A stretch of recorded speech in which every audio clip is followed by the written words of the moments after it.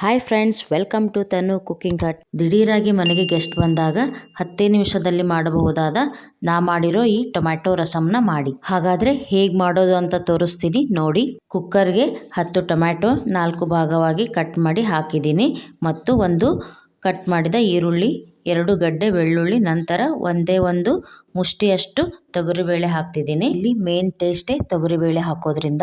ಈಗ ಬೇಯಲು ಸ್ವಲ್ಪ ನೀರು ಹಾಕ್ತಿದ್ದೀನಿ.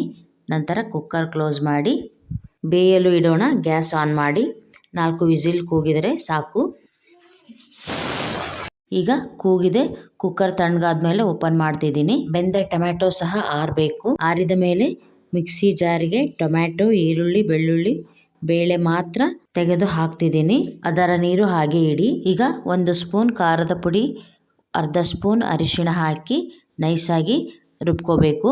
ನೋಡಿ, ಇಷ್ಟು ಫೈನ್ ಪೇಸ್ಟ್ ಆಗಿರಬೇಕು. ಈಗ ರಸಮ್ಗೆ ಒಗ್ಗರಣೆ ಹಾಕ್ತಿದ್ದೀನಿ.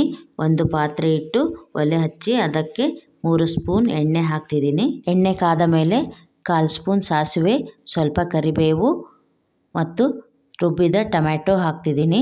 ಸ್ವಲ್ಪ ಮಿಕ್ಸಿ ಜಾರಿಗೆ ನೀರು ಹಾಕಿ ಆ ನೀರನ್ನು ಸಹ ಹಾಕ್ತಿದ್ದೀನಿ. ಈಗ ಟೊಮ್ಯಾಟೊ ಬೇಯಿಸಿದ ನೀರನ್ನು ಸಹ ಹಾಕ್ತಿದ್ದೀನಿ.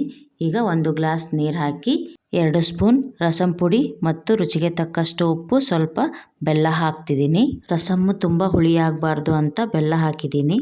ಈಗ ಮಿಕ್ಸ್ ಮಾಡಿ ಕೊನೆಯಲ್ಲಿ ಕಟ್ ಮಾಡಿರೋ ಕೊತ್ತಂಬರಿ ಹಾಕಿ ಈಗ ಇನ್ನೊಮ್ಮೆ ಮಿಕ್ಸ್ ಮಾಡಿ ರಸಂನ ಕುದಿಯಲು ಬಿಡಿ. ನೋಡಿ, ಈಗ ಕುದಿತಿದೆ.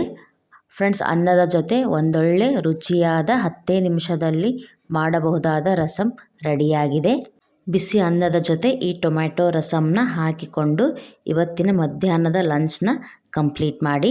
ಫ್ರೆಂಡ್ಸ್, ನಾ ಮಾಡಿರೋ ಈ ಟೊಮ್ಯಾಟೊ ರಸಂ ಇಷ್ಟ ಆದರೆ ಲೈಕ್ ಮಾಡಿ, ಶೇರ್ ಮಾಡಿ, ಕಮೆಂಟ್ ಮಾಡಿ, ಸಬ್ಸ್ಕ್ರೈಬ್ ಆಗಿ ಹೀಗೆ ಪ್ರೋತ್ಸಾಹಿಸಿ. ಮತ್ತೊಂದು ರೆಸಿಪಿಯೊಂದಿಗೆ ಸಿಗೋಣ. Thank you.